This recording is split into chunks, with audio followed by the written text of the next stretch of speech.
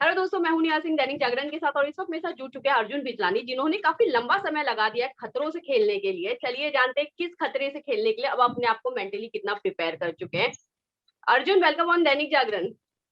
Thank you so much. It's always a pleasure. Arjun, क्या कहना चाहेंगे? काफी वक्त लगा दिया, मतलब आप तो ऑलरेडी टेलीविजन में 2004 से बने हुए हैं, लेकिन काफी वक्त लगा दिया। 11 सीजन आ गया, अब आपने फाइनली हाँ क्या है, चलो भैया अब खतरों से खेल लिया जाए। इस बार हाँ कहने का रीजन मैं आपसे जानना चाहूंगी।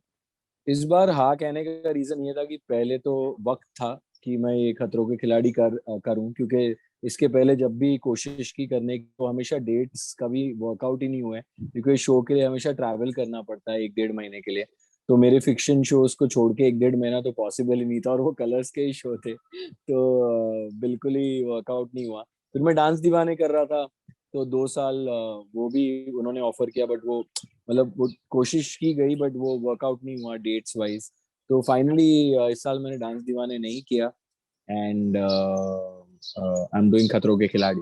अर्जुन, आपने उस वक्त हाँ कहा है जब कोविड का असर इतना ज्यादा सारी जगह पे नजर आ रहा है, तो वो डर नहीं है कि यार मैं कहीं बाहर जा रहा हूँ, मैं घर से निकल रहा हूँ, किस तरह से मैनेज करूंगा? इस बार जब मुझे ऑफर हुआ तो it wasn't a easy decision, क्योंकि सबको पता है कि we are going through a pandemic, और इस वक्त जो भारत देश की जो हाल हुआ in टर्म्स ऑफ कोविड, तो जो कोविड की सुनामी चल रही है, उसको ध्यान में रखते हुए ऑब्वियसली घर वाले भी बहुत चिंतित थे कि 1-1.5 महीने आप कैसे रहोगे वहां पर, और सेफ्टी बहुत जरूरी है। तो फिर हमने पूरा सोचा उस बारे में, आपस में डिस्कस किया, और फिर फाइनली डिसाइड किया कि मैं ये शो करूंगा। और मेरे एंडमॉल से काफ़ी बात हुई लंबी इस बारे में कि क्या सेफ्टी प्रोटोकॉल्स फॉलो किए जाएंगे, कैसे हम जाएंगे, कैसे रहेंगे, और वहाँ पर क्या सेफ्टी मेजर्स लिए जाएंगे। तो दे कन्विंस्ड मी, एंड बिकॉज वो लोग काफ़ी ध्यान रखने वाले हैं। अपार्ट फ्रॉम दैट मेरी पूरी कोशिश ये रहेगी कि मैं वैक्सीन आज, या मतलब आज तो नहीं होगा, बट कल मैं कोशिश कर रहा हूँ कि अगर मुझे एक अपॉइंटमेंट मिल जाए वैक्सीन की, तो मैं एक डोज वैक्सीन का लेकर ही जाऊं, ताकि सेफ्टी बनी रहे। आप जैसे वैक्सीन की बात कर रहे हैं, निया ने भी इसके ऊपर एक ट्वीट किया था, उन्होंने भी मेंशन किया था। जनता भी ये बात जानती है कि यहाँ पे वैक्सीन फिलहाल इस वक्त अवेलेबल नहीं है, लोगों को नहीं मिल रहा है। तो उसके लिए भी मेंटली कितना प्रिपेयर रखें कि भैया नहीं भी मिल सकता है, क्योंकि जिस हिसाब से शॉर्टेज चल रहे हैं कि ऐसा डिक्लेयर हुआ है कि नहीं मिल सकता है। ना मिले तो ना मिले, अभी कुछ कर नहीं सकते। तो मुझे अपना ध्यान रखना है, पूरी तरह जैसे अभी तक रखता आया हूँ। निया शर्मा आपकी बहुत अच्छी दोस्त है, उनसे कितना ज्यादा टिप्स लिया है, क्योंकि ऑलरेडी विनर भी रह चुकी है निया वो। से बात हुई थी मेरी, उसने मुझे 1-2 स्टंट्स के लिंक्स भी भेजे थे कि इट्स नॉट इजी, बहुत मुश्किल होता है, but you got to be keep your head calm, और बहुत जब जितना हाइट होता है काफी शेकी हो जाता है कभी कभी। तो उसने मुझे बताया कि you just have to follow the instructions and what the stuntman give you, and उस टाइम बहुत ध्यान से स्टंट करना पड़ता है, बिकॉज दिखने में कभी कभी इजी लगता है, लेकिन जब आप एक्चुअली कर रहे होते हो तो डिफिकल्ट हो जाता है। और कई बार ऐसा भी होता है, उसने कहा कि दिखने में डिफिकल्ट लगता है लेकिन करने में थोड़ा इजी हो जाता है।